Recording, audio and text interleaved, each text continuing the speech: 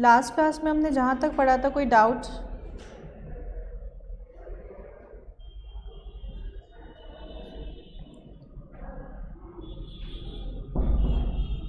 कोई डाउट है?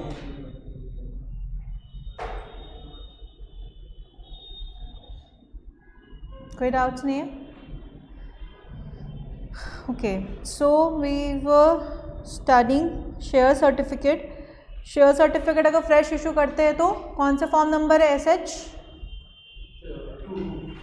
Fresh 1, duplicate 2। Fresh issue करना है, अगर सब्सक्राइबर्स को करना है तो कितने दिन में करना होता है? 14 डेज, 2 मंथ्स। अगर अलॉटमेंट पे करना है तो 2 मंथ्स। अगर डिबेंचर होल्डर्स को करना है तो 1। डिबेंचर होल्डर्स को करना है तो डिबेंचर होल्डर्स को करना हो तो 6 months. Okay, and what about in the case of transfer and transmission? 1 month. Duplicate share की अगर हम बात करें, डुप्लीकेट शेयर का कितने दिन में इशू करना होता है? लिस्टेड कंपनियों को, अनलिस्टेड को 2 months,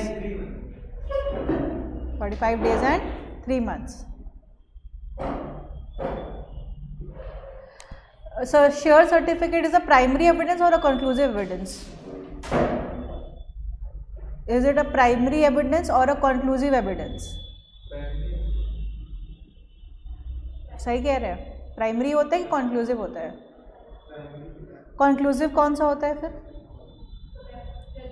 register of members.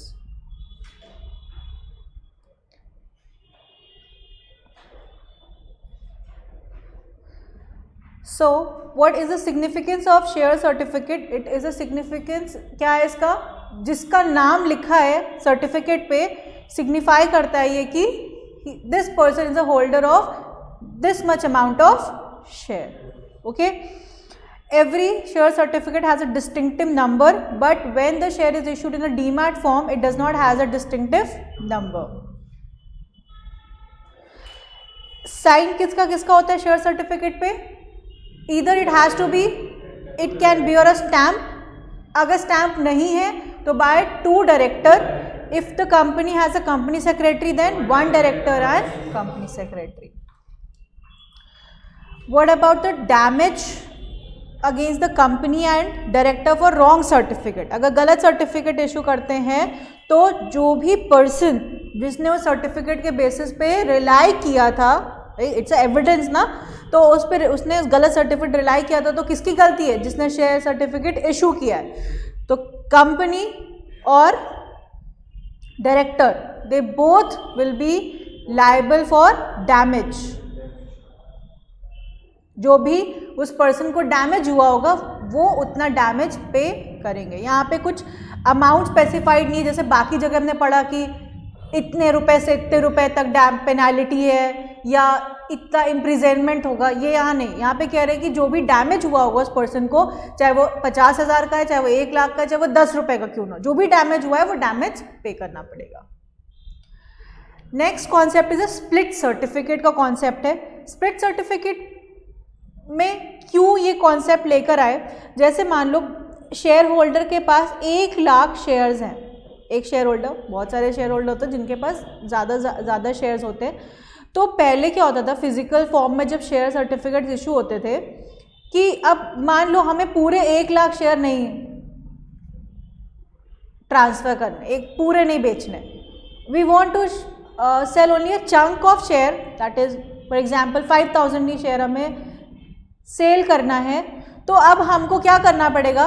1 lakh share वाला सर्टिफिकेट डिपॉजिट करना पड़ेगा, साथ में शेयर ट्रांसफर फॉर्म डिपॉजिट करना पड़ेगा, फिर हमारे पास एक फ्रेश सर्टिफिकेट बन के आएगा ऑफ अ रिड्यूस्ड वैल्यू 95,000। दूसरा, अब ऑप्शन यहाँ पे क्या दिया गया? ऑप्शन दिया गया कि वो शेयर होल्डर अपने इस लार्ज लॉट को छोटे छोटे यूनिट में लॉट्स में कन्वर्ट करा सकता है, स्प्लिट करा सकता है, और वो स्प्लिट करा के बहुत सारे सर्टिफिकेट्स होल्ड कर सकते हैं। तो ईजी हो जाएगा। If you want to transfer 5000 shares तो वो एक सर्टिफिकेट उसको बस डिपॉजिट करना पड़ेगा। So a split certificate means a separate certificate claim by a share holder for a portion of his holding. जो भी उसको ट्रांसफ़र करना होगा वो ट्रांसफ़र कर देगा। और या फिर मॉर्टगेज करना हो, like if you want to mortgage in lieu of any loan, bank से लोन लिया है, लोन के अगेंस्ट में अगर उसको गिरवी रखवाना है तो पूरा 1 लाख शेयर का सर्टिफिकेट ना रख के उसने उस बस पर्टिकुलर अमाउंट का ही स्प्लिट करवा के उतना सर्टिफिकेट गिरवी रख दिया। यहाँ तक समझ में आया? Now will start what is the purpose and the form of share certificate. तो फॉर्म नंबर तो मैं पता है, SH1 एंड SH2 दो फॉर्म्स हैं। पर्पस क्या है इसका? पर्पस है to deal in the share of the company. Without having a share certificate you can not deal in the shares. ठीक है। दूसरी चीज, एक तो सेल में काम आता है, दूसरा काम आता है प्लेज करने में, प्लेज, मॉर्टगेज, इन सब में काम आता है। Showing that person has a ownership on that shares. मतलब अब जैसे अभी आप पहले तो सर्टिफिकेट होते थे फिजिकल फॉर्म में, तो हम क्या करते थे, बैंक जाते थे, बैंक से लोन लिया और उसके बदले हमने कागज रखवा दिया। अब तो डीमैट फॉर्म में हो गया है, अब तो कोई कागज है नहीं, कैसे शेयर को मॉर्टगेज कराओगे? तो अब क्या करते हैं, मॉर्टगेज या प्लेज हाइपोथिकेशन फॉर्म मिलता है डिपॉजिटरी, जहाँ पे भी आपका खाता खुला हुआ है, वहाँ आप जाओगे, वो फॉर्म भरोगे कि हमने इतना मॉर्टगेज करना है। तो डिपॉजिटरी वो इंफॉर्मेशन कंपनी को देगी और कंपनी फिर वो सर्टन शेयर्स जितना मॉर्टगेज, लाइक मेरे पास 2 लाख शेयर्स थे, मुझे सिर्फ 20,000 शेयर ही मॉर्टगेज करना है, तो वो 20,000 शेयर के लिए मैंने मॉर्टगेज फॉर्म भर दिया और उसी 20,000 शेयर पे प्लेज या मॉर्टगेज क्रिएट हो जाएगा। उतना वो ईयर मार्क्ड हो जाएगा कि इतना हमारा हाइपोथिकेटेड है, इतने पे चार्ज क्रेडिट है। अब मैं उतने शेयर किसी को भी सेल नहीं कर सकती हूँ। उसके अलावा जितने मेरे पास बैलेंस शेयर है उसमें मैं फ्रीली ट्रेडिंग कर सकती हूँ, उसको मैं सेल कर सकती हूँ, लेकिन मैं उतने मॉर्टगेज शेयर नहीं कर सकती हूँ। अब जब मैंने रीपेमेंट कर दिया, अब जब वो डिपॉजिटरी मुझे एक प्रूफ देगी कि इतने शेयर मेरे मॉर्टगेज हैं, वो प्रूफ में ले जाके बैंक में जमा कर दूंगी। अब बैंक वाले को भरोसा हो गया कि मैंने इतने शेयर अपने डीमैट अकाउंट में फ्रीज करवा दिए, मॉर्टगेज करवा दिया है। जब मैं कल को बैंक का लोन रीपे कर दूंगी तो बैंक मुझे क्या देगा, क्लियरेंस सर्टिफिकेट कि हाँ अब आपका सारा लोन खत्म हो गया है। वो मैं ले जाके डिपॉजिटरी में जमा करूंगी, फिर डिपॉजिटरी मेरे मॉर्टगेज को हटा देगा। तो this is how the share certificate is used.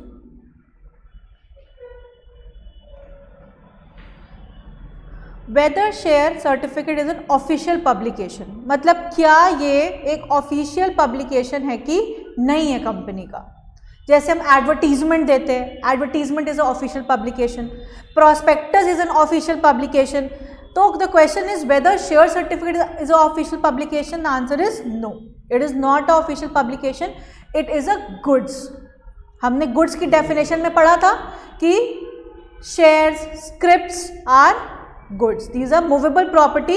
It can be transferred from one person to another person. So share are movable property, transferable, and that the share certificate has a title, document showing title कि हाँ ये हमारे shares हैं, but these are not publications. ये कोई publication नहीं है जो हर साल कंपनी को पब्लिश कराना पड़ेगा। ये जिसने खरीदा होगा बस उसी को मिलेगा। बाकी सब क्या है, सबको मिल रहा है ना प्रॉस्पेक्टस, चाहे उस किसी ने खरीदा हो, सबके लिए इजीली अवेलेबल है। Balance sheet anybody can view, P&L anybody can view, notice advertisement anybody can view, but share certificate सबको नहीं मिलता, it is not an official publication. यहाँ तक समझ में आया official publication. Now what is a legal effect of share certificate? दो legal effects है, stopple as to title and stopple as to payment.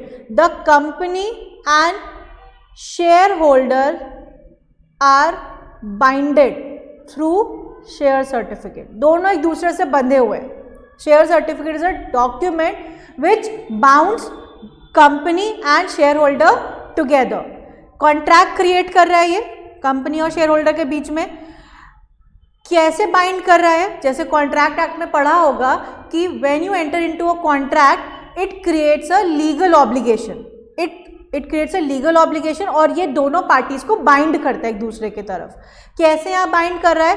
पहला बाइंड कर रहा है by estoppel as to title. Estoppel as to title का क्या मतलब हुआ?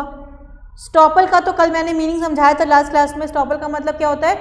You can not deny what you have done before, जो आपने पहले किया था उससे आप अब डिनाई नहीं कर सकते।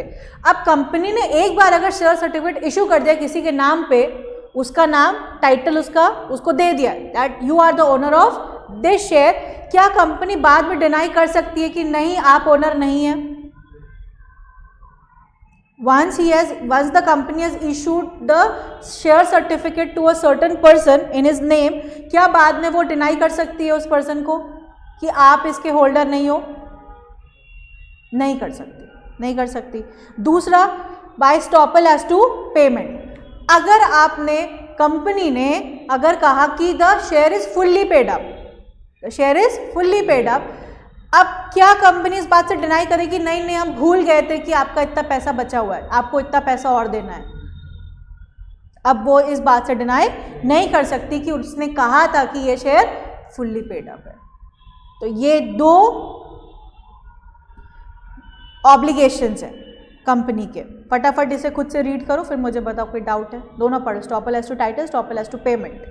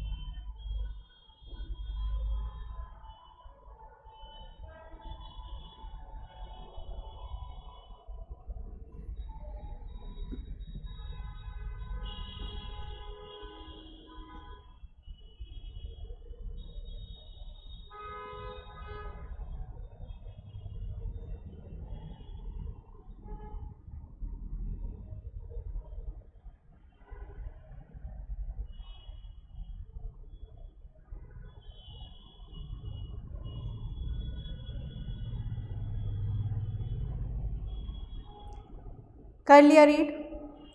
स्टॉपल एज टू टाइटल क्या कह रहा है? सर्टिफिकेट बाइंड करता है कंपनी को दो तरीके से। In first place it is a declaration by company to the entire world कि इतने शेयर्स इस पर्सन के, and to whom is given is a shareholder in the company. In other words, the company stopped from denying his title to shares. Title का मतलब क्या होता है? हाँ, हेडिंग। इतनी देर से राम कथा चल रही थी और अभी तक टाइटल का मतलब हेडिंग होता है यहाँ पे?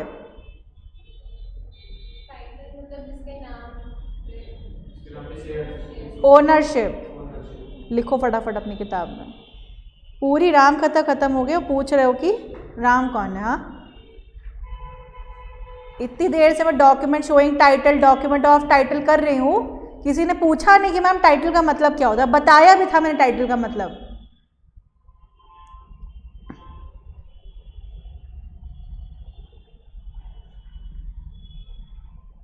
लिख लिया? कहीं भी टाइटल वर्ड आए या कहीं भी, चलो ये जब सेल्स ऑफ गुड एक्ट में पढ़ा था ना, प्रॉपर्टी पढ़ा था। सेल्स ऑफ गुड एक्ट पढ़ा है? नहीं पढ़ा है? पढ़ा है? थोड़ा बहुत पढ़ा है। चलो खैर, पढ़ना नहीं तो मैं कंफ्यूज भी नहीं करूँगी, छोड़ो उसे। Estoppel as to payment. अगर एक बार कह दिया फुल्ली पेड अप है तो दोबारा ये नहीं कह सकते कि फुल्ली पेड अप नहीं है। यहाँ पे कह रहे ये जो राइट्स हैं, ये जो दोनों राइट्स हैं, ये किसको मिले हैं? टू द बोनाफाइड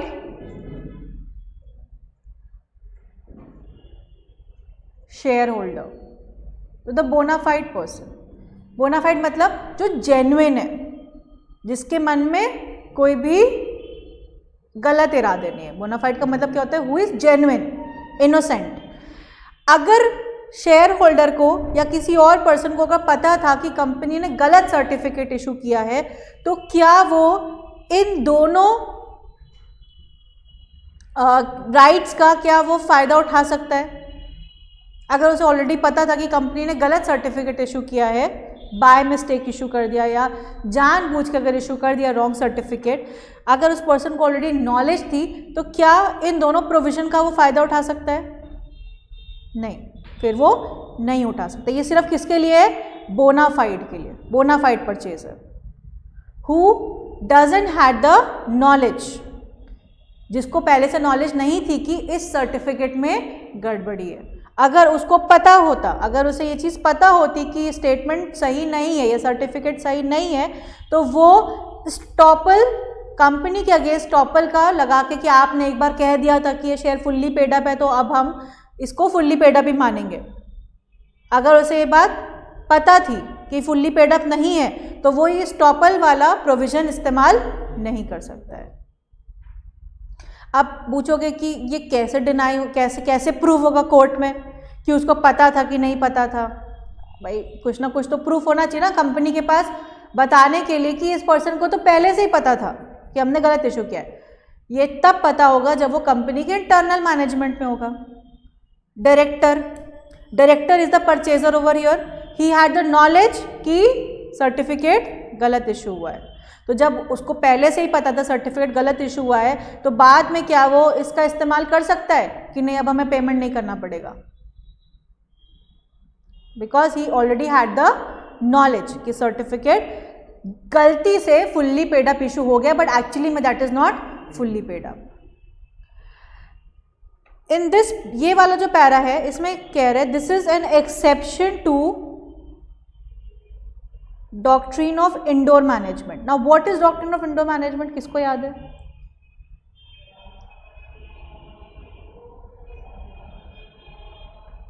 किसको याद है डॉक्ट्रिन ऑफ इंडोर मैनेजमेंट? कौन बताएगा?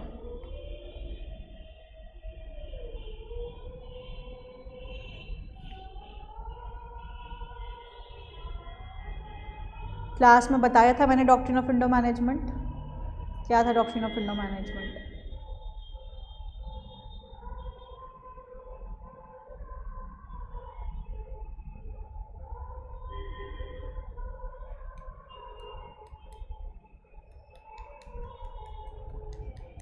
नहीं याद? नहीं याद? थोड़ा बहुत याद है, जितना याद है उतना बताओ, नहीं तो फिर मैं बताऊं।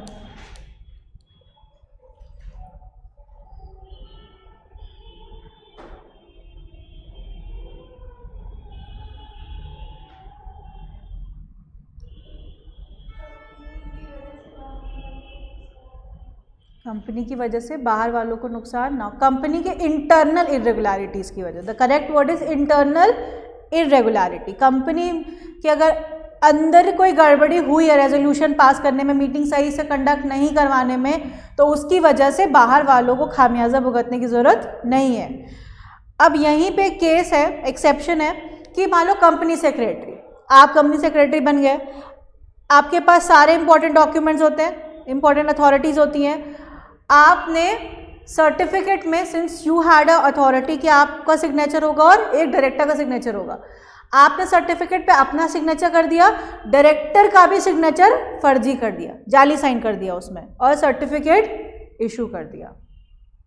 ठीक है, अब शेयर होल्डर जिसको शेयर सर्टिफिकेट मिला है उसको क्या पता कि साइन जो है वो जाली है?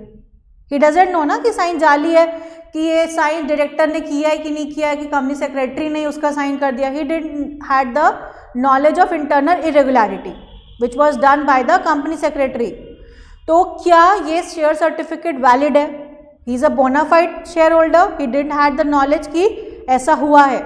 तो इंडोर मैनेजमेंट तो कहता है कि सिंस अगर बाहर वालों को इंटरनल इरेगुलरिटी की जानकारी नहीं होती है तो उनको खामियाजा भुगतने की ज़रूरत नहीं है, हम उनको बोल रहे कि ये चीज़ उनके लिए वैलिड रहेगी, वॉइड नहीं होगा।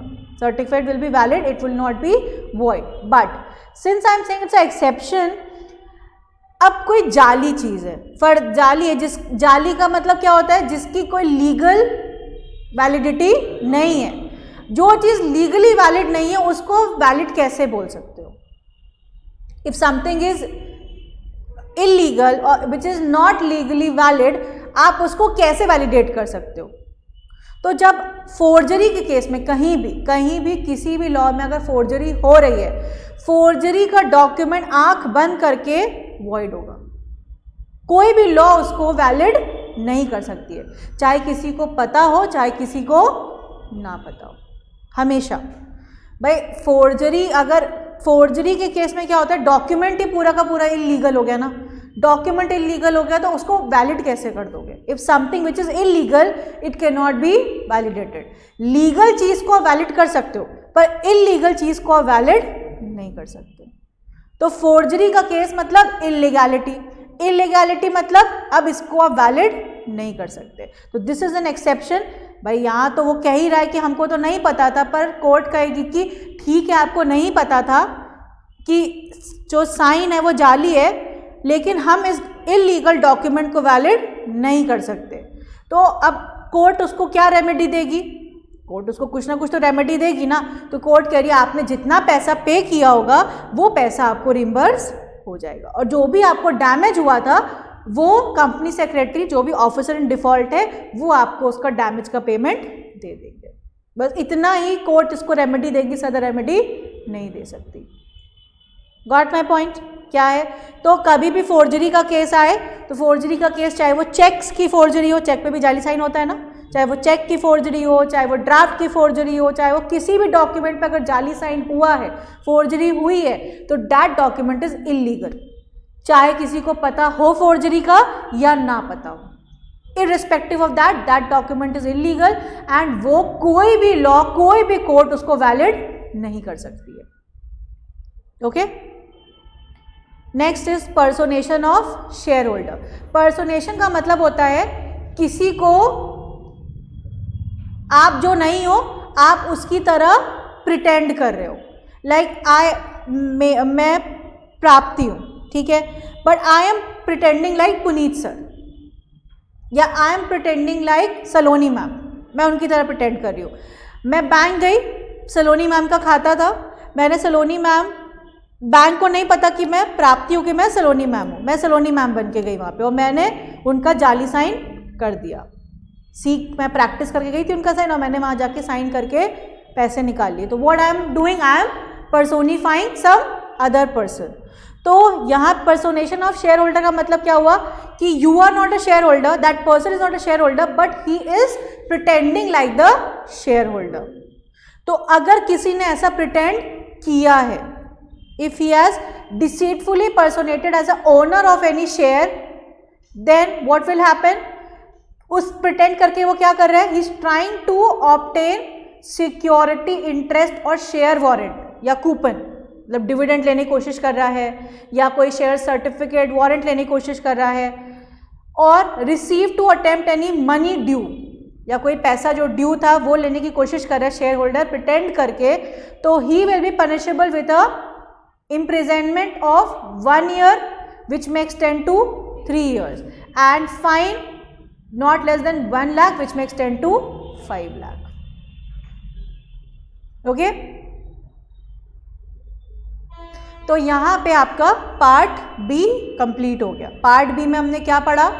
About the documents, prospectus, share certificate, ये सब पढ़े हमने। अब शुरू होने वाला है part C. Part C is related to issue of securities. जो हमने अभी तक पढ़ा है, सिक्योरिटीज का मतलब क्या होता है? What is a securities? Is it only shares और अदर्स ऑल्सो? इसमें सिर्फ शेयर्स ही आते हैं और भी कुछ आता है?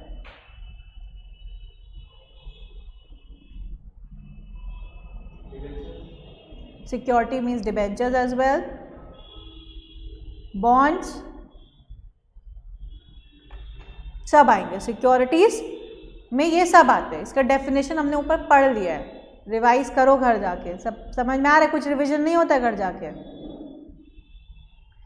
Equity share with a differential voting rights. सबसे पहले तो what is a common share, पहले तो ये पता होना चाहिए। अगर ये पता होगा तो डिफरेंशियल शेयर भी समझ में आ जाएगा, डिफरेंशियल वाला।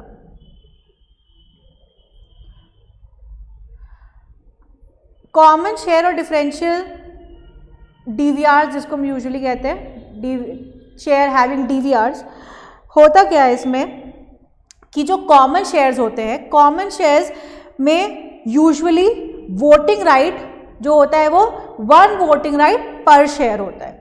Like if I have a 500 share then how many votes I can give?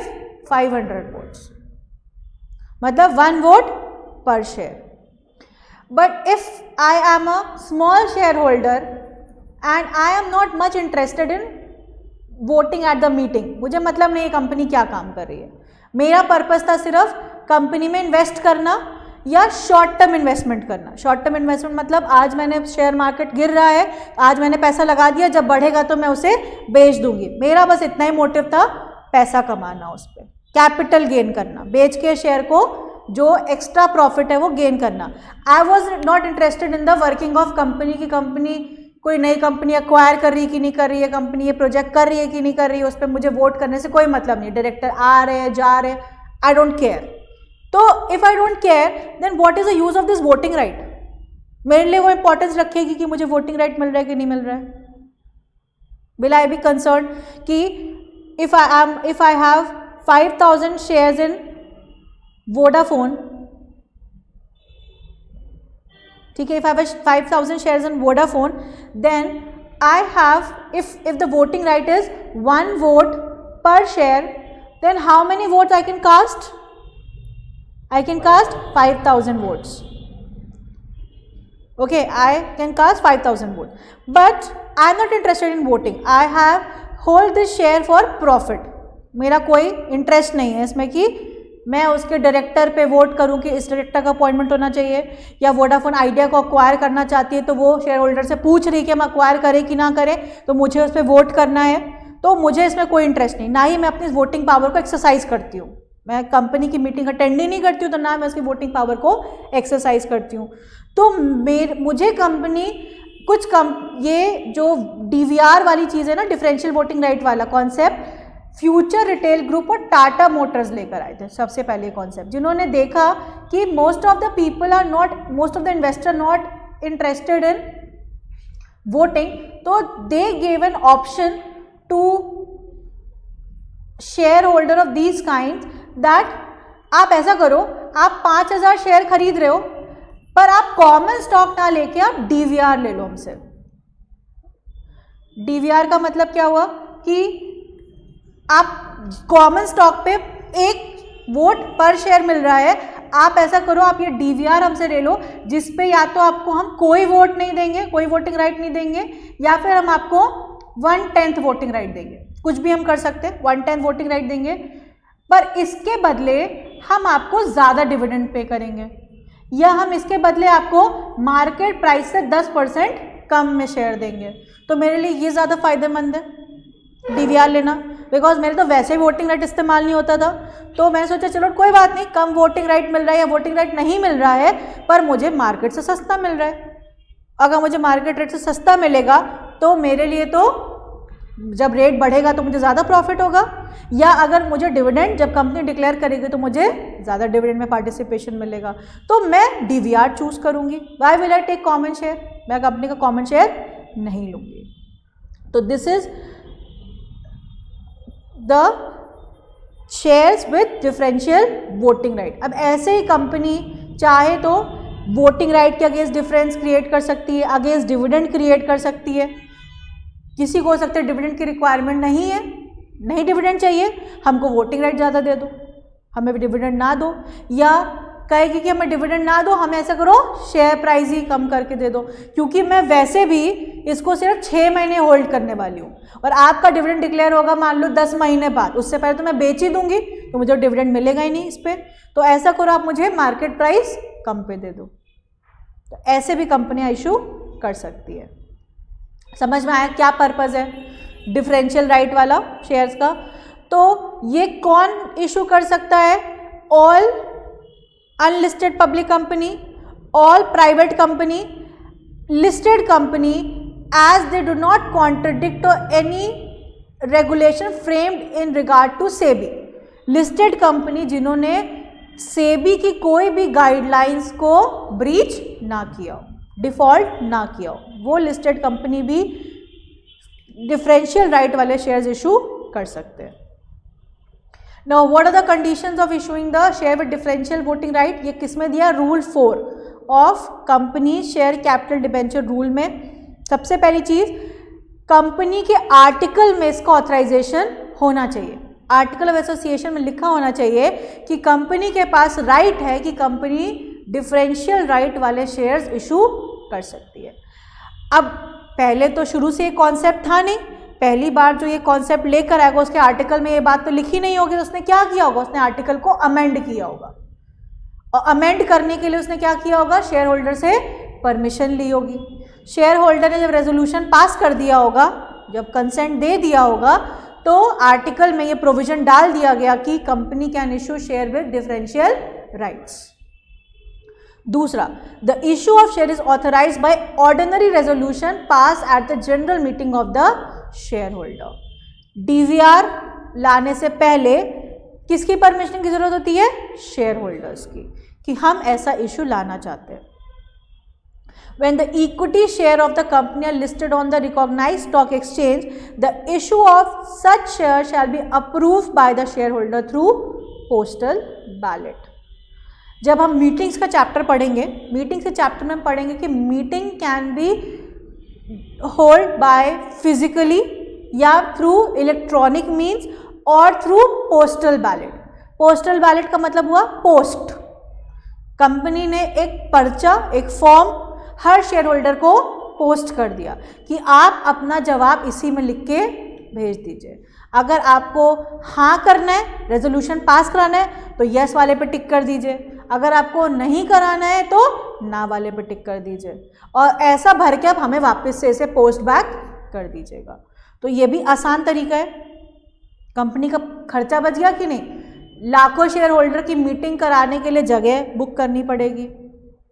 जब वो आएंगे तो उनको खिलाओगे भी, बिठाओगे, खिलाओगे, रिफ्रेशमेंट दोगे, खर्चा होगा कि नहीं कंपनी का अरेंजमेंट्स करने में? तो वो अरेंजमेंट की कॉस्ट बच गई, एक्सपेंसेस बच गए।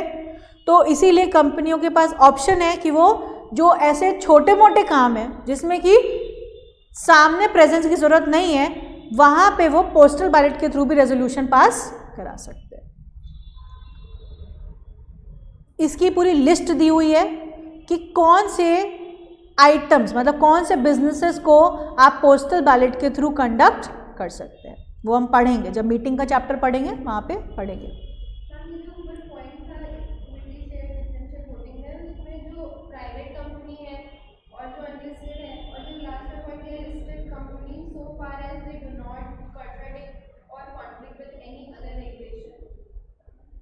मतलब इन्होंने सिक्योरिटी, सेबी ने जो भी एक्ट या रेगुलेशन बनाए हैं उसको उन्होंने ब्रीच ना किया हो। एक तो हम पढ़ रहे कंपनीज एक्ट, तो कंपनीज एक्ट के तो अपने अलग नियम कानून है। एक होता है सेबी, लिस्टेड कंपनी पे तो सेबी भी अप्लाई होता है। तो कंपनीज, ये तो बाय डिफॉल्ट अज्यूम्ड है, इम्प्लाइड है कि कंपनीज एक्ट का तो प्रोविजन को ब्रीच नहीं करना है। इसके अलावा लिस्टेड कंपनी को सेबी की भी कोई भी प्रोविजन को ब्रीच नहीं करना है।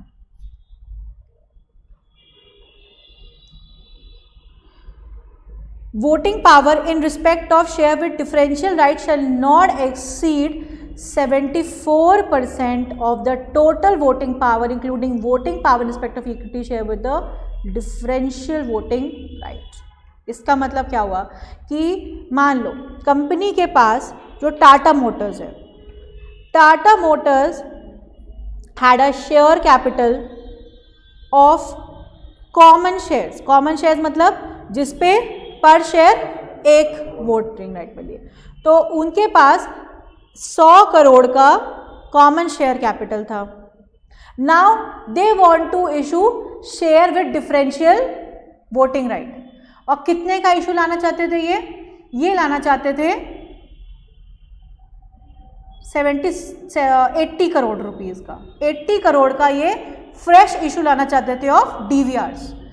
तो यहाँ पे कह रहे हैं कि ये जो फ्रेश इशू लेकर आ रहे हैं डीवीआर वाला, it should not exceed 74% of share capital of common share plus DVRs जो कंपनी के पास होंगे।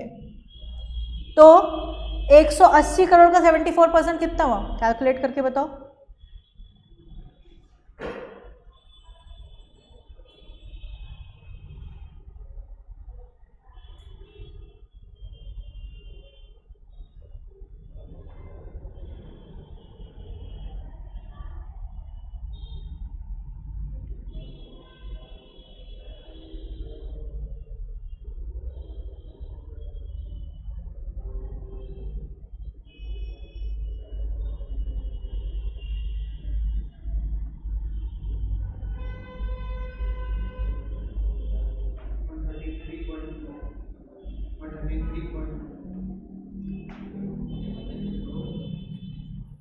एक 180 करोड़ का 74% होता है 133.2। श्योर ना, भरोसा कर रही हूँ तुम लोगों के ऊपर।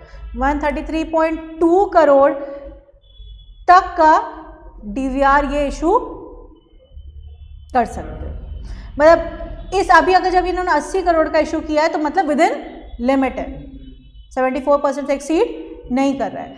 अब आपको जाना मैक्सिमम कितना कर सकते हैं। मैक्सिमम करने के लिए क्या करोगे, आपसे पूछे कि कितना मैक्सिमम एक कंपनी है जिसके पास 100 करोड़ का कॉमन स्टॉक है और वो डीवीआर लाना चाहती है ताकि वो ये वाला प्रोविजन ब्रीच ना करे, तो कितना डीवीआर लेकर आए,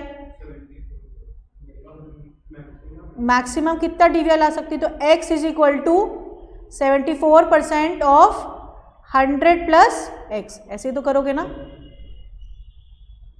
सही कर रही हो कि गलत कर रही हो। हमसे पूछा जाएगा कि मैक्सिमम कितना कंपनी डीवीआर वाले शेयर इशू कर सकती है, तो this is the number of DVR which can be issued. और कितना मैक्सिमम कर सकती है, 74% ऑफ 100 प्लस जितना हमने डीवीआर इशू किया है। ठीक है, अब इसको सॉल्व करो तो कितना आएगा, x minus 0.74 x is equal to 74,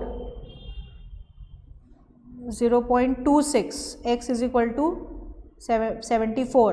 so x कितना हो जाएगा, 74 डिवाइड बाई 0.26 करो,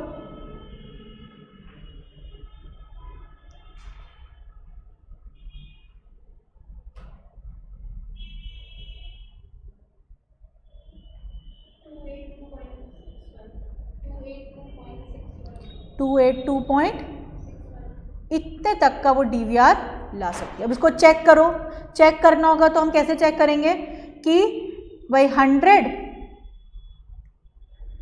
प्लस 282.61 का 74% देख लो कितना आ रहा है, 100 प्लस 282.61 या 62 जो भी आ रहा है उसका 74% देख लो कितना आ रहा है। तो मतलब हम विद इन रेंज हमने डीवीआर इशू किया है। इतना ही आंसर आ रहा होगा ना। इससे ज़्यादा 100 करोड़ वाली कंपनी इससे ज़्यादा डीवीआर इशू नहीं ला सकती है। आया पॉइंट समझ में कि नहीं, ये वाला कोई डाउट हो तो पूछ लो अभी यहीं पे। ये सबसे डिफिकल्ट क्वेश्चन यही पूछा जा सकता है, इससे ज़्यादा डिफिकल्ट क्वेश्चन इस पॉइंट पे नहीं बनेगा। अच्छा, ज़्यादा कितना कर सकते हैं इशू। चलो दूसरा एग्जाम्पल ले लेते हैं। एक कंपनी है जिसके पास 120 करोड़ का ऑलरेडी शेयर कैपिटल है कॉमन स्टॉक वाला, अब वो डीवीआर लाना चाहती है, तो कितना डीवीआर ला सकती है, कितना डीवीआर ला सकती है, कैलकुलेट करो। जो ऐसा मैंने बताया अभी उस फॉर्मूले से कैलकुलेट करो।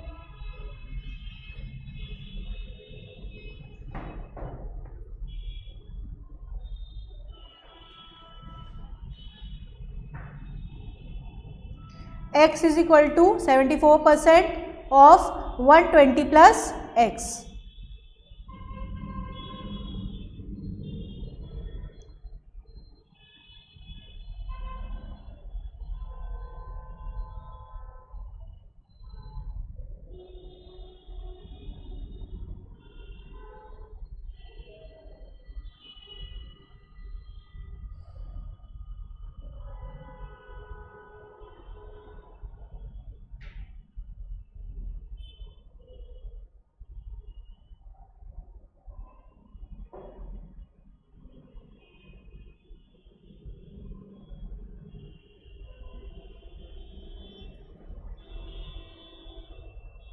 कितना आ रहा है?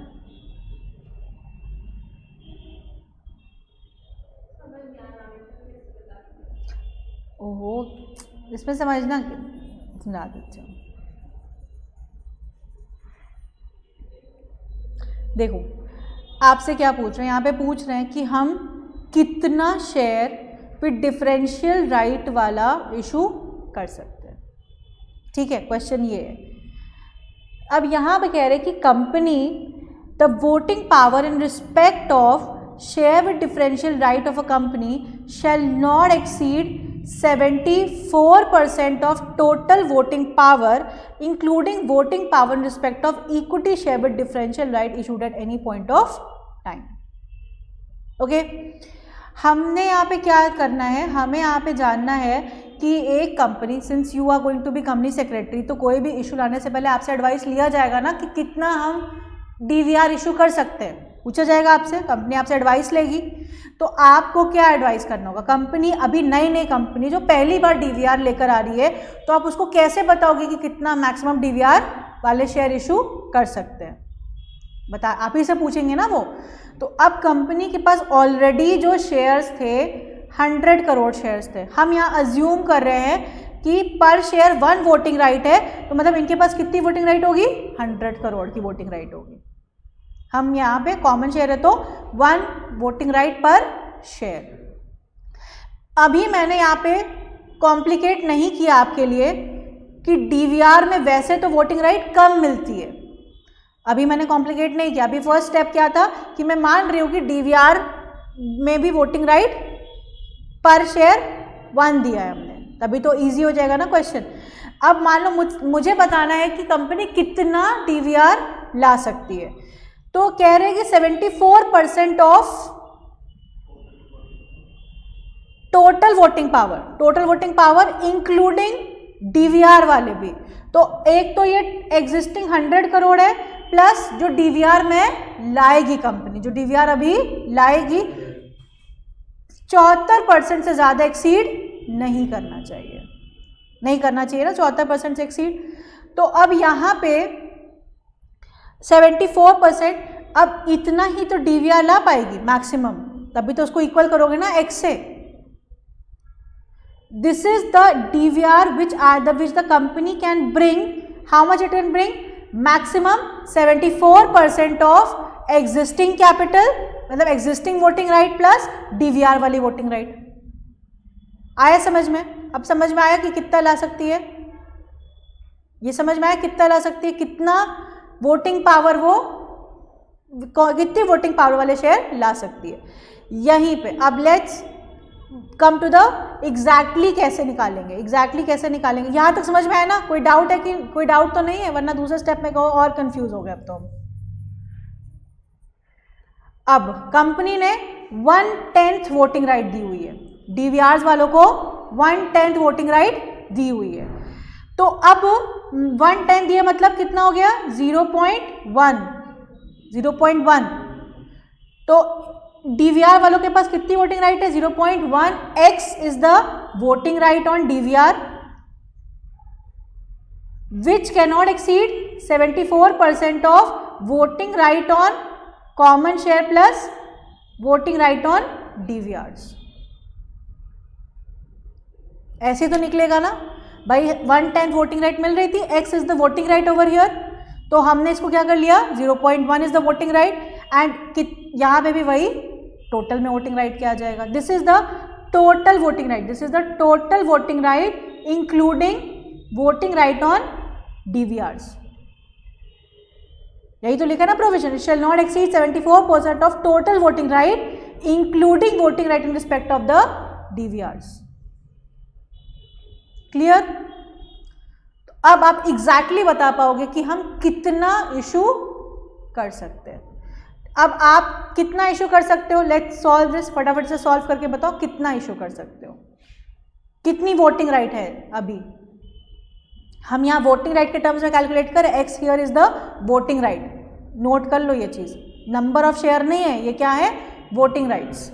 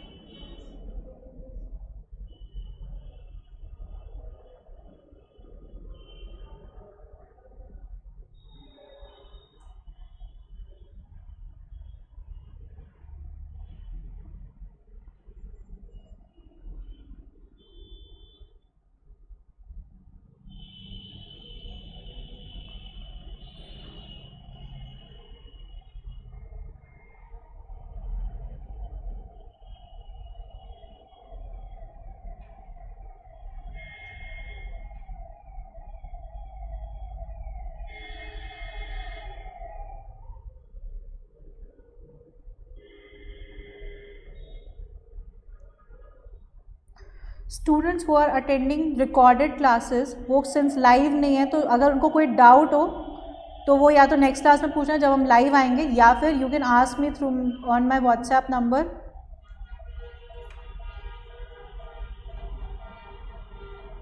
इस पे भी आप मुझे अपने डाउट व्हाट्सएप कर देना, तो I resolve your doubt regarding any provision जो अभी तक हमने पढ़ा है।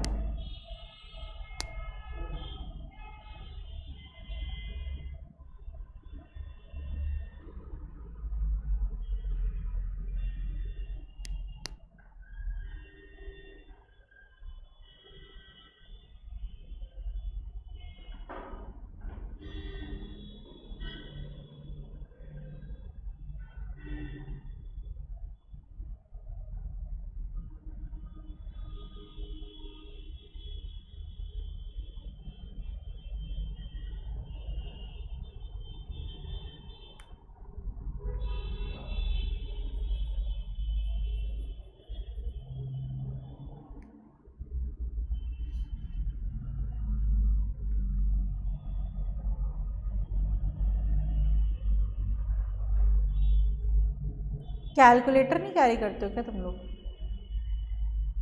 एक कैलकुलेटर भी कैरी किया करो, अकाउंट्स में तो कैलकुलेटर की ज़रूरत पड़ती होगी, टैक्स और अकाउंट्स में तो कैलकुलेटर कैरी करो, फटाफट सॉल्व करके बताओ आंसर इसका।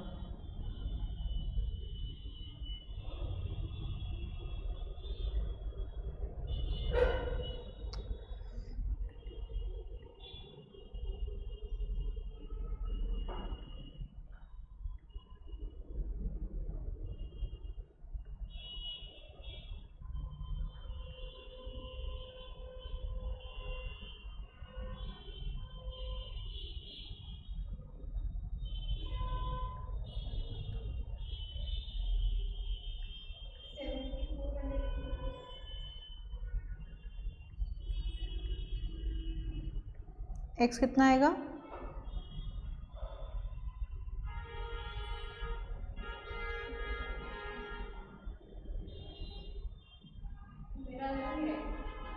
अब कैसे सॉल्व किया, अलग कैसे आ रहा है, कैसे सॉल्व किया है?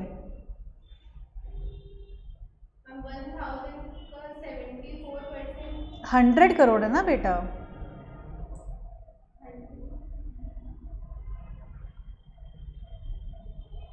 करोड़ लिखा है, 100 करोड़।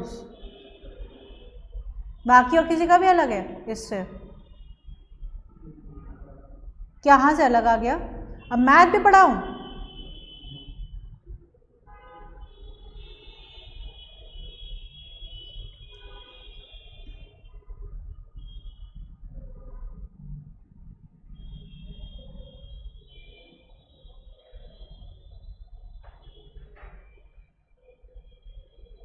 कितना है x की वैल्यू, क्या आई है?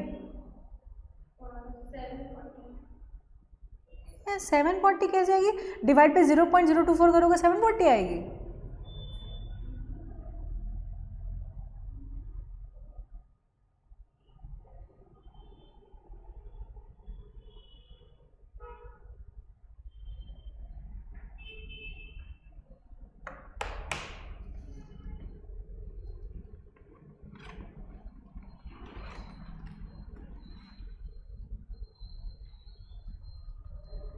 मुझे खुद कैलकुलेटर निकाल के सॉल्व करना पड़ेगा। सर से बोलूँगी इन लोग की मैथ क्लास भी लगवाई है, बच्चे मैथ भी भूल गए।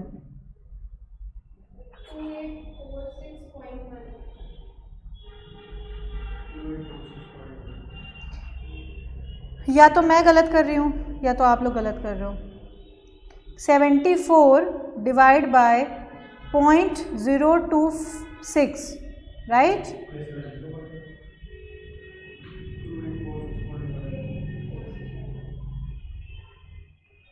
मेरा क्यों नहीं आ रहा है? मेरा कैलकुलेटर में कुछ समस्या है क्या? 0.026 2846.15।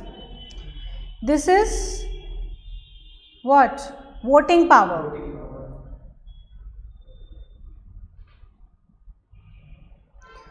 ठीक है, तो यहाँ पे आपका समझ में आ गया कि कैसे हमने यहाँ पे किया है।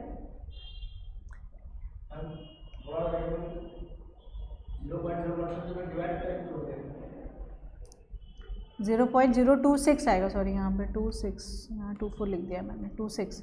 हाँ क्या कह रहे हो?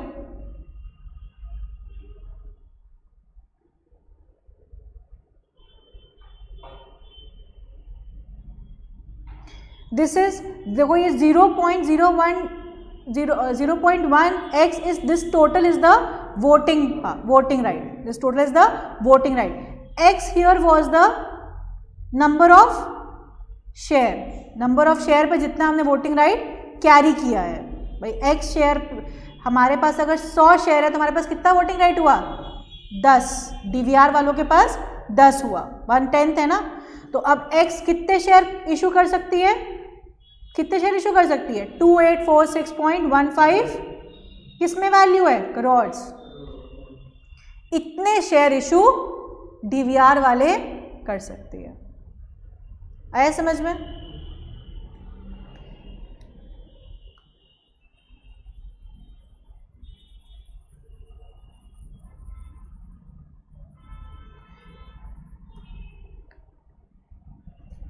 ठीक, कोई डाउट?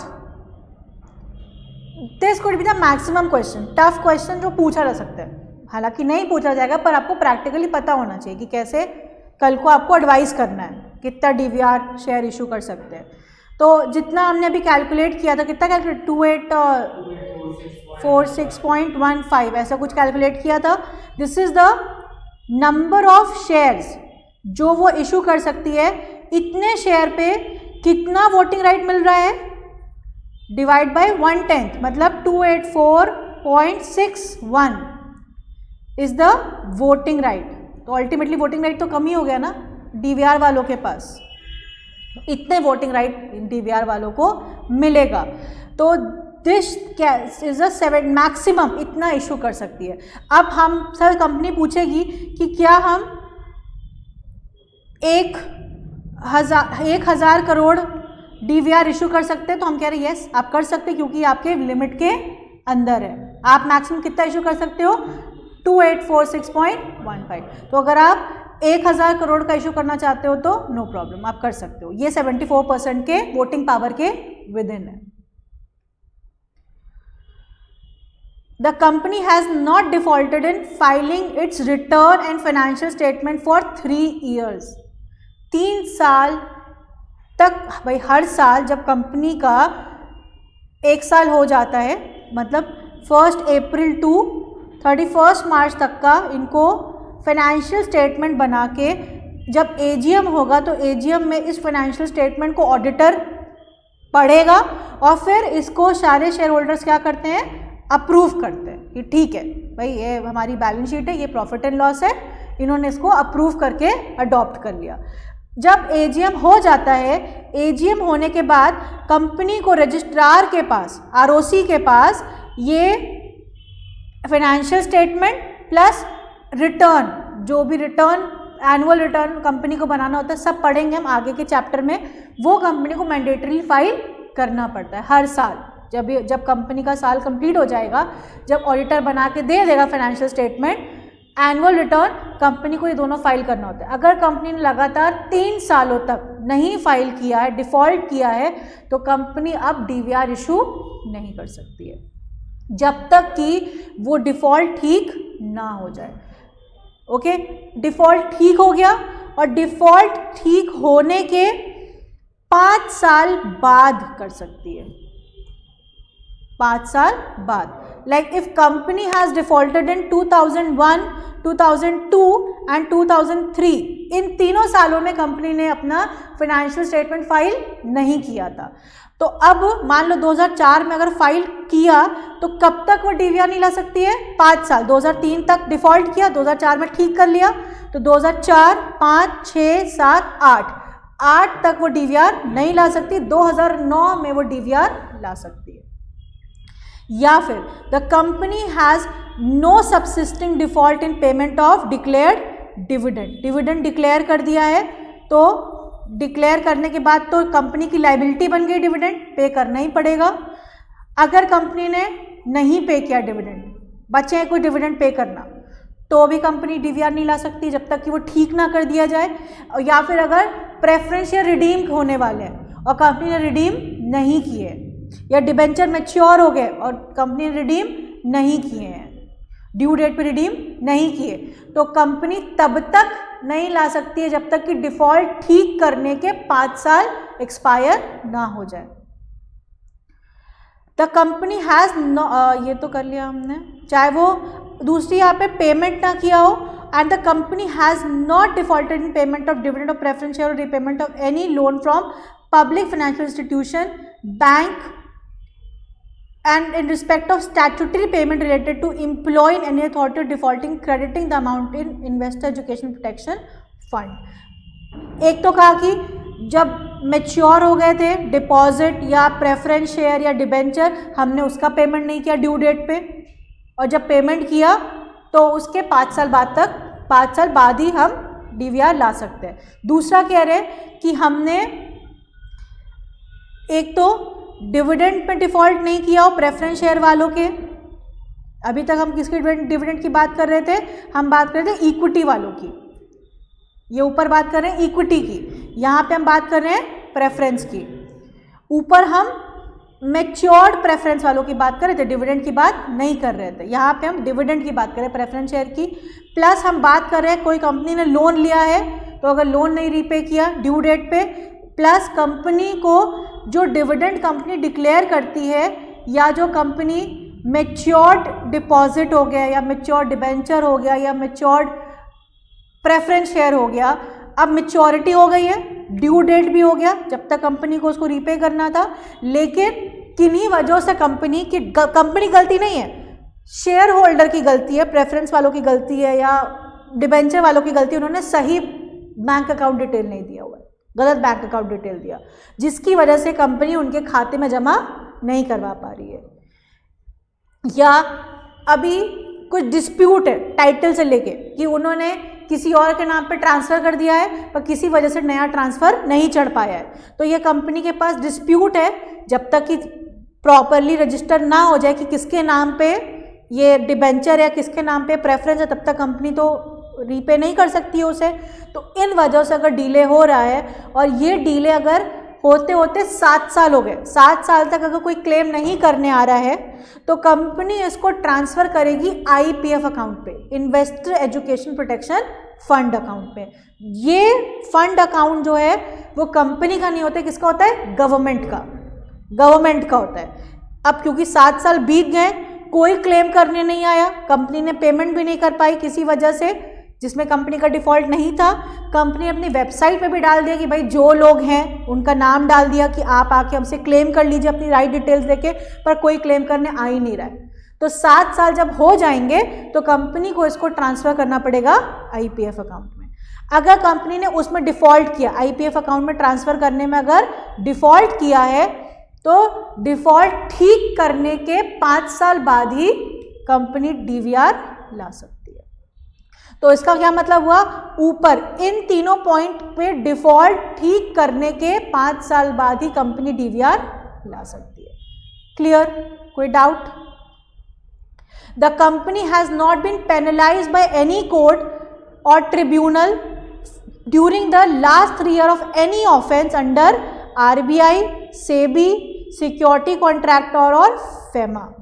कंपनी के ऊपर पिछले 3 सालों में इस लॉ के अंदर कोई भी पेनाल्टी नहीं लगी होनी चाहिए। आया समझ में? कि मान लो चलो कंपनीज एक्ट में नहीं कोई पेनाल्टी लगी, तो इसका मतलब ये नहीं कि अगर आपका आरबीआई में कोई केस चल रहा है और आपको पेनाल्टी लगाई गई है, पनिशमेंट दिया गया है, तो भी आप डीवीआर इशू नहीं कर सकते।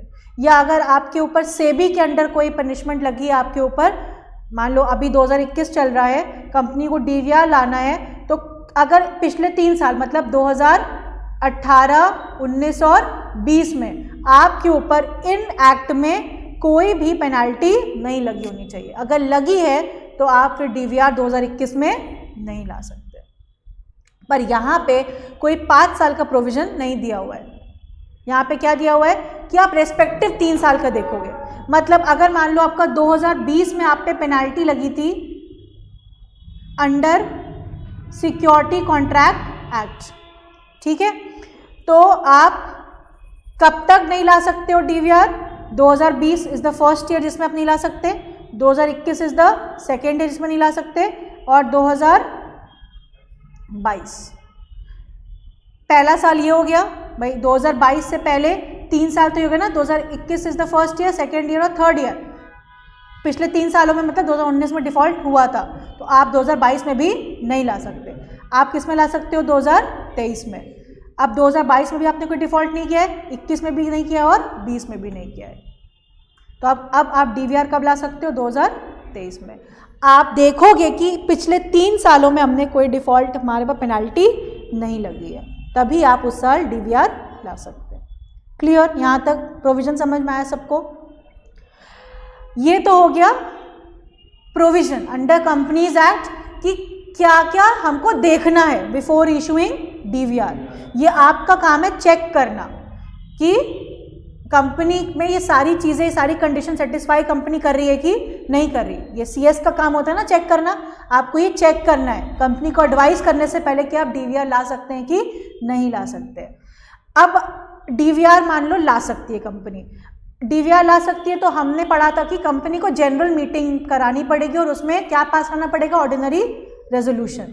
पढ़ा है ना अभी हमने ऊपर कि कंपनी को ऑर्डिनरी रेजोल्यूशन पास करा के परमिशन लेनी पड़ेगी शेयर होल्डर से डीवीआर इशू के लिए। तो जब हम जनरल मीटिंग कंडक्ट करते हैं, तो जनरल मीटिंग कंडक्ट करने के लिए हमें क्या देना पड़ता है शेयर होल्डर को? नोटिस।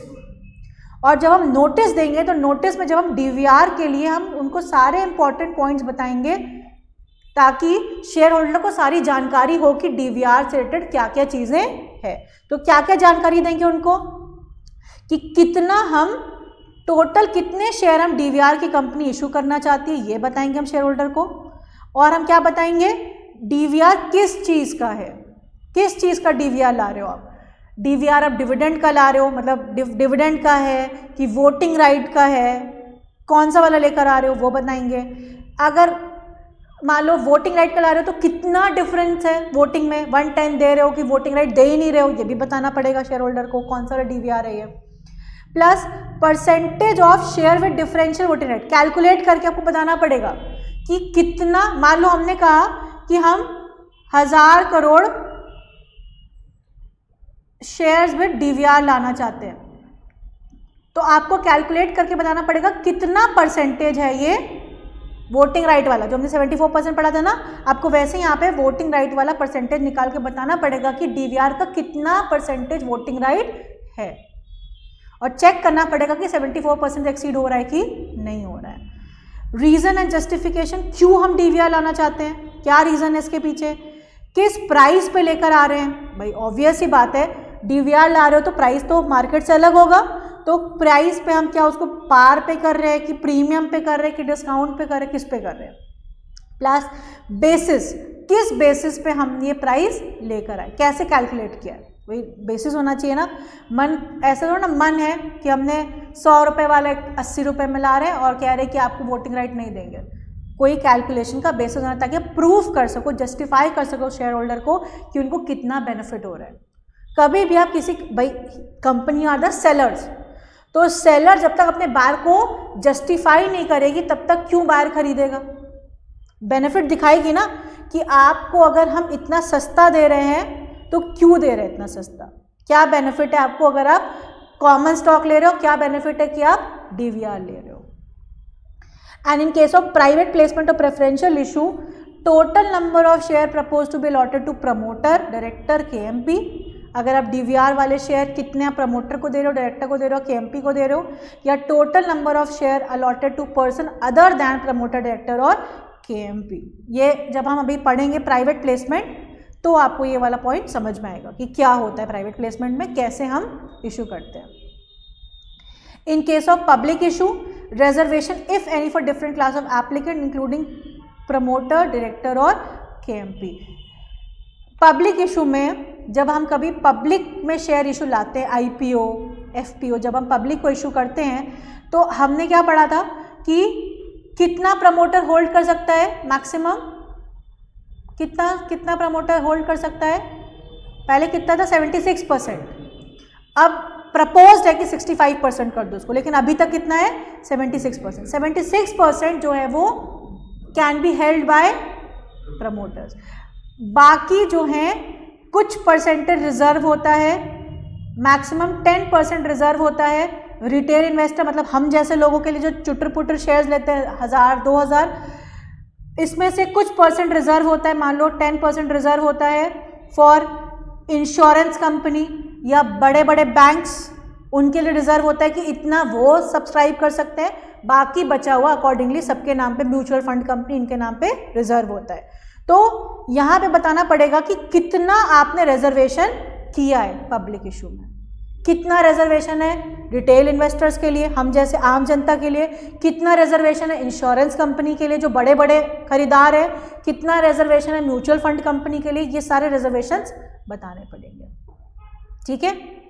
और कितना रिजर्वेशन है फॉर द प्रमोटर्स और डायरेक्टर और केएमपी, इनके लिए कितना मैक्सिमम रिजर्वेशन हो सकता है 76%, कम हो सकता है पर इससे ज़्यादा नहीं हो सकता। The scale of proportion in which the voting right shall vary, scale of proportion मतलब 1/10 है कि 100th है कि 120 है, तो किस प्रपोर्शन पे आपने इसको वैरी किया है। The change in control if any in company that में occur consequent to the issue of share with DVR. अब जब डीवीआर वाले शेयर लाओगे तो कंट्रोल में भी तो फर्क पड़ेगा भाई।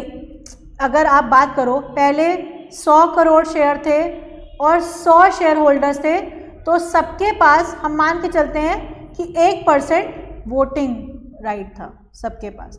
आप डीवीआर लेकर आए, डीवीआर आपने 100 करोड़ आप इसमें आप लेकर आए, तो सबका कंट्रोल धीरे धीरे कम हुआ कि नहीं हुआ, अकॉर्डिंगली कम हुआ ना, कम भी हो सकता है और बढ़ भी सकता है, चेंज हुआ कंट्रोल में। तो वो चेंज कैसे हो रहा है वो हमको बताना पड़ेगा, क्या चेंज हुआ है डीवीआर लाने के बाद।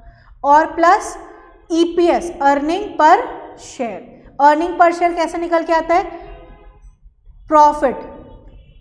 Profit after tax divide by number of share of company. तो पहले अगर जब तक आप डीवीआर नहीं लेकर आए थे तो आपका प्रॉफिट मान लो 1000 करोड़ था और नंबर ऑफ शेयर कितने थे 100 करोड़, तो आपका ईपीएस कितना था 10। जब आप डीवीआर ले आए तो आप और 100 करोड़ ले आए तो आपका ईपीएस घट के कितना हो गया 5। भाई 1000 करोड़ डिवाइड बाय 200 करोड़ तो कितना ईपीएस हो गया 5। तो ईपीएस में क्या फर्क आ रहा है वो भी आपको कैलकुलेट करके बताना पड़ेगा। And the pre and post issue share holding pattern, DVR लाने से पहले कौन मेजर शेयर होल्डर्स थे और डीवीआर लाने के बाद कौन मेजर शेयर होल्डर है, वो शेयर होल्डिंग पैटर्न परसेंटेज में कैलकुलेट करके देना पड़ता है लिस्टेड कंपनीज को। ये किस पे लागू है, सेबी लागू करिए, मतलब सेबी का किस पर लागू होता है, लिस्टेड कंपनियों के ऊपर। तो ये जो प्रोविजन है this is applicable only on the listed company. Listed company को बताना पड़ेगा कि डीवीआर लाने से पहले कौन हमारे टॉप 10 मेजर शेयर होल्डर्स थे परसेंटेज वाइज, और डीवीआर लाने के बाद बताना पड़ेगा हमारे कौन टॉप 10 मेजर शेयर होल्डर है परसेंटेज वाइज। परसेंटेज चेंज होगा ना डीवीआर लाने के पहले और बाद में, तो वो हमें कैलकुलेट करके बताना पड़ेगा एज पर सेबी के गाइडलाइंस। यहां तक क्लियर है कि नहीं क्लियर है?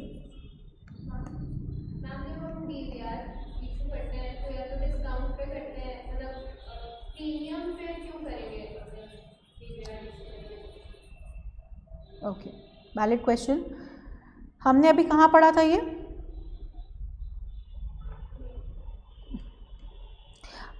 एक तो सबसे पहले हम यहाँ पे आते हैं, equity share with the differential voting right. हम कह रहे हैं company can issue equity share with a differential voting right as to dividend as to voting right या एक्सेट्रा।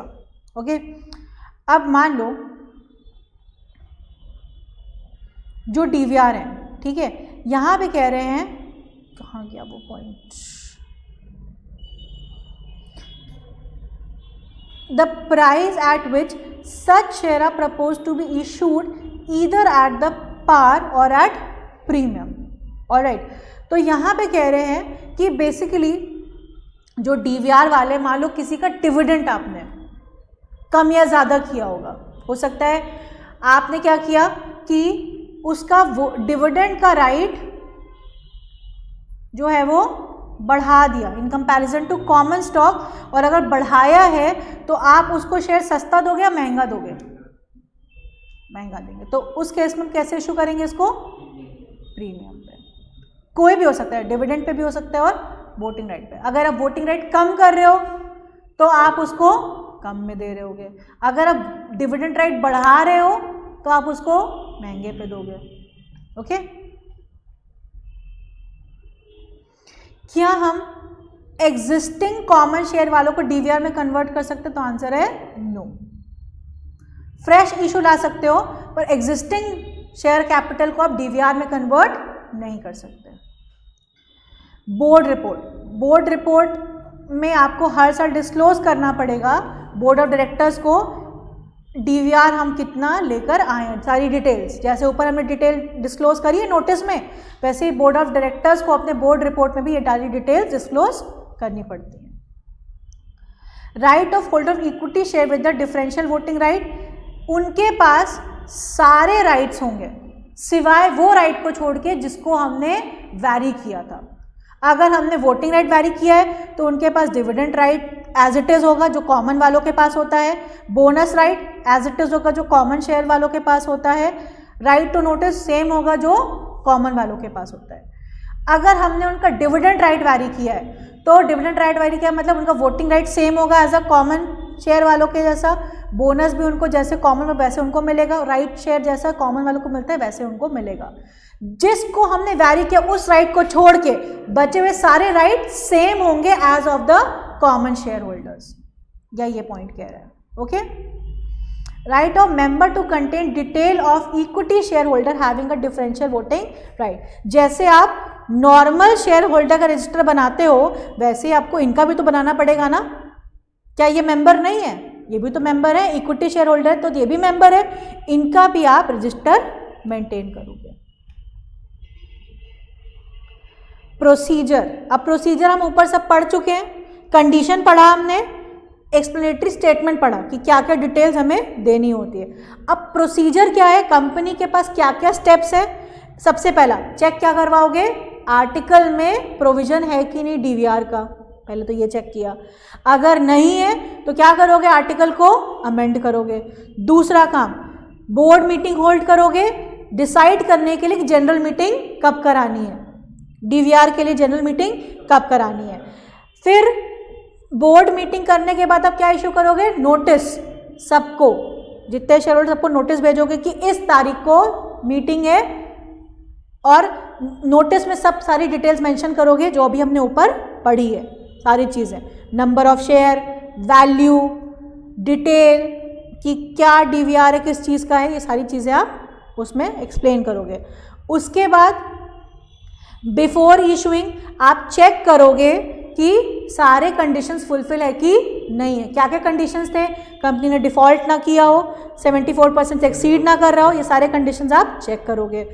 ये सब करने के बाद जब मीटिंग होएगी तो मीटिंग में जब रेजोल्यूशन पास हो जाएगा तो वो रेजोल्यूशन पास होने के बाद आपको क्या करना है, रजिस्ट्रार को इन्फॉर्म करना पड़ेगा कि रेजोल्यूशन पास हो गया। तो दो काम है आपके पास, एक काम है आपको स्टॉक एक्सचेंज को बताना पड़ेगा within 30 minutes of closure of board meeting कि हम ऐसा करना चाहते हैं। बोर्ड मीटिंग की बात कर रहे हैं हम, जब बोर्ड ने डिसाइड किया था कि हम मीटिंग रखना चाहते हैं तभी इनको इन्फॉर्म करना पड़ेगा स्टॉक एक्सचेंज को कि हम ऐसा करना चाहते हैं, पहली चीज़। दूसरी चीज़, जब आपको ऑर्डर रेजोल्यूशन पास हो जाएगा, चाहे मीटिंग में या पोस्टल बैलेट के थ्रू जब भी हो जाएगा, तो कंपनी जब अलॉटमेंट कर देगी, अलॉटमेंट करने के बाद company has to file what within 30 days PS3 form में रिटर्न ऑफ अलॉटमेंट। याद आया, जब जब अलॉटमेंट होता था तो हम PS3 फॉर्म में क्या फाइल करते थे, रिटर्न ऑफ अलॉटमेंट। तो ये रिटर्न ऑफ अलॉटमेंट रजिस्ट्रार के पास फाइल करना पड़ेगा कि इन लोगों को हमने डिफरेंशियल वोटिंग राइट वाले शेयर अलॉट किए हैं। The company shall not convert it's existing share into DVRs, convert नहीं कर सकती है। प्लस अगर लिस्टेड कंपनी है तो उनको जो नोटिस है वो नोटिस इनको स्टॉक एक्सचेंज को भी भेजना पड़ेगा, जैसे शेयर होल्डर को भेजोगे वैसे स्टॉक एक्सचेंज को भी वो नोटिस भेजनी पड़ेगी। Plus complete all the proceeding for issue of certificate, certificate issue कर रहे हो तो सर्टिफिकेट इशू करो, डीमैट है तो डीमैट अकाउंट में ट्रांसफर करो, ये सारी चीज़ें कर लोगे। Intimate the detail of allotment of share to the depository, जो अगर शेयर अलॉट कर दिया है तो डिपॉजिटरी को इन्फॉर्म कर दो कि इनके खाते में इतने शेयर चढ़ा दीजिए। उसके बाद maintain the register of members, जैसे आप आम शेयर होल्डर का करते थे कॉमन स्टॉक वालों का, वैसे इनका भी डिटेल एक रजिस्टर में मेंटेन करोगे। These are the steps to issue DVR. Clear? DVR, DVR में कोई दिक्कत आई होप नहीं होगी। Now the next topic is issue and redemption of preference shares. Preference share, पहली बात तो हम इररिडीमेबल प्रेफरेंस शेयर इशू नहीं कर सकते, जिसको कि हम आजीवन रिडीम नहीं कर सकते, ऐसा कोई प्रेफरेंस शेयर का इशू नहीं ला सकते। प्रेफरेंस शेयर मैक्सिमम 20 साल के पीरियड का इशू कर सकते हो।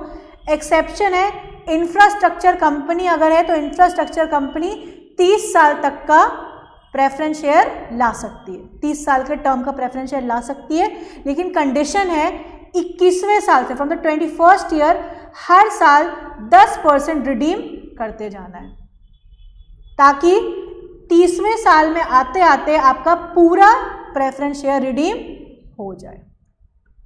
Clear? Normal company apart from infrastructure company maximum कितने टर्म का ला सकती है प्रेफरेंस शेयर? 20 साल का। इंफ्रास्ट्रक्चर कंपनी 30 साल का, but subject to provision that हर 21st ईयर से हर साल 10% वो रिडीम करते जाएंगे, ताकि 30वें साल के अंत में आते आते 30वें साल के एंड में सब रिडीम हो जाए। इंफ्रास्ट्रक्चर प्रोजेक्ट्स जो है वो शेड्यूल 6 में डिफाइंड है कि कौन कौन से प्रोजेक्ट को हम इंफ्रास्ट्रक्चर प्रोजेक्ट कहते हैं, जैसे ब्रिजेस, रोड, ये सब किस में आएंगे? इंफ्रास्ट्रक्चर प्रोजेक्ट में। अदर कंडीशंस क्या है? प्रेफरेंस शेयर को कहाँ से रिडीम करोगे? पैसे कहाँ से आएंगे रिडम्पशन के? From the profit, profit of the company, जो कंपनी ने इस साल कमाया होगा, वो प्रॉफिट जो कंपनी अगर रिडीम नहीं कर रही होती तो हो सकता है उसका डिविडेंड बांट देती। भाई प्रॉफिट डिविडेंड के फॉर्म में बांट सकती है ना, तो कंपनी प्रॉफिट से प्रेफरेंस शेयर रिडीम कर सकती है। अगर मान लो जिन कंपनियों ने प्रॉफिट नहीं किया होगा पर इस साल ड्यू डेट है रिडीम करने की, इस साल प्रॉफिट नहीं हुआ पर ड्यू डेट है रिडीम करने की, तो क्या करेंगे? वेट थोड़ा ना करेंगे कि प्रॉफिट होगा, कंपल्सरी रिडीम करना पड़ेगा। अगर रिडीम नहीं किया ड्यू डेट पे तो डिफॉल्ट हो जाएगी, तो क्या करेंगे? कंपनी फ्रेश इशू के पैसे से भी रिडीम कर सकती है। पैसा नहीं है तो क्या करेगी? बाजार से पैसा मंगाएगी ना, या तो नया डिबेंचर इशू करके पैसा मंगाए या नया शेयर इशू करके पैसा मंगाए। दो ऑप्शन है, या तो एग्जिस्टिंग कंपनी जो प्रॉफिट अर्न किया उससे, या फिर from the fresh issue of share, जिसको इशू इसीलिए किया गया था ताकि हम रिडीम कर सके। क्लियर? तो सोर्स ऑफ रिडम्पशन यही दो होते हैं, प्रॉफिट और fresh issue of share which was issued only for getting money for redemption of share. दूसरा, वही शेयर रिडीम हो सकते हैं जो फुल्ली पेड अप होंगे, वो प्रेफरेंस शेयर रिडीम नहीं कर सकते जिनके पूरा पेमेंट कॉल का नहीं आया हो। ठीक? तीसरी चीज, अगर हमने रिडेम्पशन प्रॉफिट से किया है तो जितना हमने प्रॉफिट अकाउंट से निकाला है उतना ही अमाउंट हम कहाँ डालेंगे? CRR में, कैपिटल रिडेम्पशन अकाउंट में। भाई आप प्रॉफिट कहाँ लेकर जाते हो? जनरल रिजर्व में। जितना आपने यहाँ से घटाया है उतना ही आप कहाँ क्रेडिट करोगे? CRR में। Okay? In case such class of company as may be prescribed and whose financial statement comply with the accounting standard, the premium if any payable of redemption, premium जो भी पे होगा वो उनको कहाँ शो करना पड़ेगा? प्रीमियम अकाउंट में। अगर रिडेम्पशन में हमने कोई प्रीमियम पे रिडीम किया है तो वो प्रीमियम कहाँ लेकर जाओगे? सिक्योरिटी प्रीमियम अकाउंट में बढ़ाओगे कि घटाओगे? 120 पे इशू किया था बस, और 120 पे अगर हमने रिडीम किया है तो हम प्रीमियम पे रिडीम कर रहे हैं, तो ये जो प्रीमियम एक्स्ट्रा जो हम दे रहे हैं, ये प्रीमियम 100 रुपये तो आपने प्रॉफिट से ले लिया, और ये 20 रुपये कहाँ से लेकर आ सकते हो आप? सिक्योरिटी प्रीमियम अकाउंट से। सिक्योरिटी प्रीमियम का आपका अकाउंट है तो उससे इतना पैसा आप निकाल सकते हो। निकालोगे ना, दे रहे हो तो पैसा निकाल के तो दोगे। Clear? In case not falling above the premium, if any payable redemption shall be provided out of the profit of the company or out of the security premium before such share redeem। या तो profit से दो या फिर premium, दोनों option. 120 रुपये या तो पूरा पूरा प्रॉफिट से दे दो, या 100 रुपये प्रॉफिट से दो, 20 रुपये सिक्योरिटी प्रीमियम से दो, दोनों ऑप्शन है आपके पास। क्लियर? यहाँ तक समझ में आया? अब ये हम नेक्स्ट क्लास से स्टार्ट करेंगे। Thank you so much.